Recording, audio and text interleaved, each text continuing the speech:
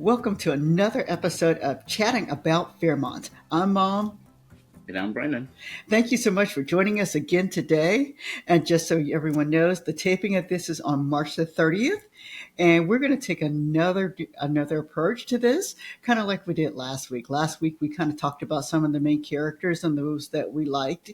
And so this time, I wanted to talk a little bit about a couple of storylines that we do like and a couple storylines that we don't like regarding Beyond the Gates. Brandon and I have kind of talked about this a little bit, and we probably will be talking about Beyond the Gates bi-monthly. And so you'll see a couple episodes during the month. And so let's get ready to talk about the show. Alrighty.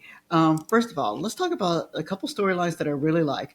First of all, I don't really want to talk about Danny and Bill right now. So I'm not saying I do or don't like the storyline. It's just that it just seems to be far front and center. So I want to talk about some other storylines that don't involve them. So the first one I want to talk about is Ted's extra child.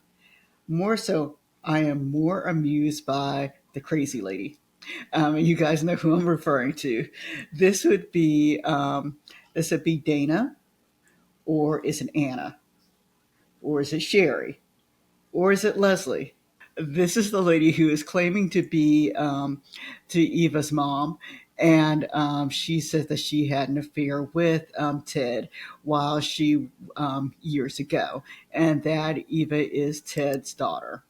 And she is trying to do everything she can to get Eva into Ted's life so that Eva could be involved in their family.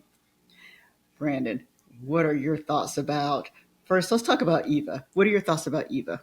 I really like her. She's definitely a fun and somewhat devious, but yet understood character. I mean, I think everyone, with the exception of Kat, likes her, but yet no one really knows, anything about her. But she seems to try to fit right in and learn about her, her father, about Nicole, and try to adopt herself into the life. But definitely she's getting a little bit sloppy in terms of fantasizing about her new life.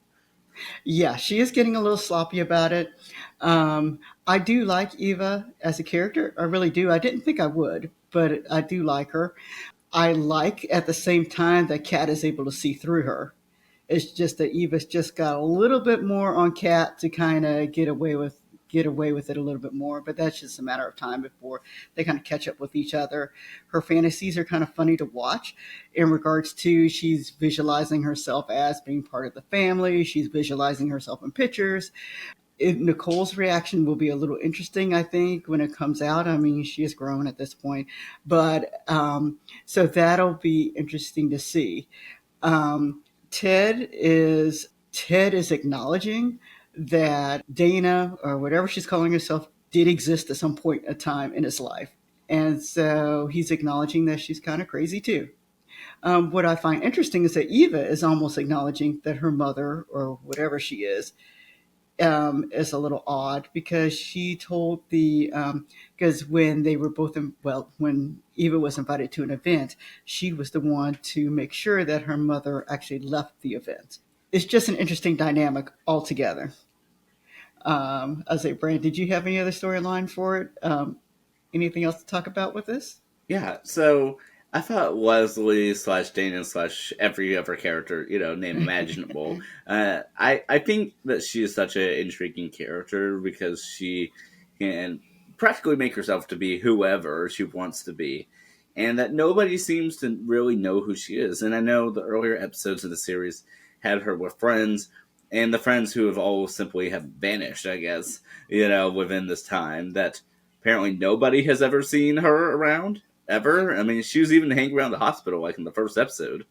Yeah, her friends have all disappeared. I mean, she should be shocked at whatever name she's going by. So yeah, and I think it's interesting that Nicole, as a psychiatrist, is not able to see through her, or maybe she can, and she knows she needs help. I don't know, but yeah, it's just an interesting turn of events. And it'll be interesting to see once they change the Ted. So, because we've read online, I don't know how true it is, but that they are going to switch Teds around. And so a new person will play Ted.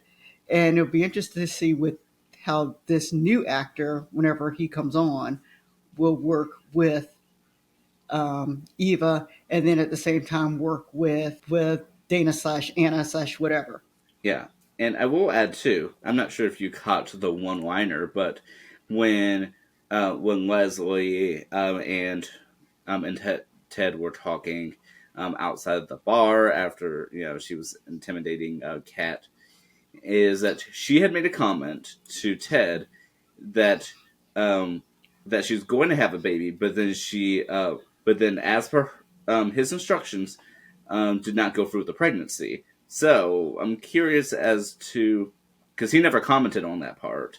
So I'm curious if that means that he actually, does then acknowledge that there was a baby, but that the baby never happened. Yeah, I did catch that comment, and I think he's assuming that the baby is does not exist. Uh, but we don't know at the same time what Dana, whatever, is playing with this lady with Eva also. So it's just odd, but yet interesting to watch. And so this is kind of like one of my favorite, we should say, for soap opera favorite storylines to kind of watch on this show. The other storyline that I really like watching is actually Martin. And Martin as a character is, he himself is just okay. I'm more intrigued by his secret. And because his grandfather has said over and over again that Martin has a secret. And so, of course, the person I am, I try to figure out what the secret's going to be. And so I had some thoughts. And even Smitty does not know what the secret is, or at least they're alluding to the fact that Smitty does not know what it is. And part of me wonders if Martin actually knows how much of a secret this is, because he's not considering it that important, whereas his grandfather is saying that this is something that should be hidden. But anyway, I think it has something to do with Andre and his parents, and that's just me, because we don't know, of course, about the character at this time. But this is the one thing that has come out several times, is that Andre's parents have passed away, and it happened in an accident, and they have taken care of Andre. They, meaning that Martin's parents, have taken care of Andre for a certain time period. And Andre, of course, has grown out and has moved out, but you could tell that they've lived together for a while, and that they're cousins. And so that is what I think the secret has to do with this, something to do with Andre and his parents. I'm just hoping that whatever secret it is actually a good secret and not something that's just kind of boring. I'm hoping they kind of actually get creative in the secret that they give. Brandon, what are your thoughts about Martin's secret? Yeah, I actually had the same thought in regard to, to Martin's secret being about Andre's parents, because in terms of big secrets, I know you could probably think of maybe stuff he had done and regrets, all this and that, but that doesn't seem what this is going to, and I don't think that would give the big payoff that I feel like the secret needs. And so, because they've repeatedly mentioned Andre's parents, both passing away, I don't remember the explanation that they gave. A part of me says it has something to do with like a plane or something. I don't remember, but yeah, I'd want to see that Martin has somehow had something to do with that, because that would be a pretty big secret. And they said it's not something that you could really talk out of. That it's something that is easily found, but yet that they've just kept quiet. So whatever it is something that's probably public knowledge, but yet has somehow been hidden. Yeah, they've said enough to say that it's something that if you dig enough, you'll be able to find it. Which is the reason why they don't want him to run for president. Um, but at the same time, it's not common knowledge, kind of like you just mentioned. Yeah. Yeah. And so, like I said, we're perplexed, but it is kind of those are the two storylines for me that are kind of standing out as in the two storylines that I'm watching on a regular basis. Um, the storylines that I'm not looking forward to, the first one actually has to do with Danny. I know I said I didn't want to talk about her as in a favorite, but I want to talk about the storyline of Danny becoming an alcoholic. The signs are there. I've seen it before in other soap operas. I'm just not ready to go down this road with Danny on this soap opera. Um, I really don't have any that much to say more about it. It's just a storyline that I really don't want them to see them actually go through, and especially in regards to just Bill itself. Brandon, your thoughts about Danny and going down this road? Yeah, I mean, while it is, I suppose important. Well, yeah, while I suppose that, it's an interesting topic to speak about, I feel like it's been done so many times. I mean, just this time last year, we saw this on General Hospital with the character of Finn. We've seen it in sitcoms like on The Connors and Lopez versus Lopez. I mean, we've seen this sort of storyline happen. So I'm not particularly fond of this path.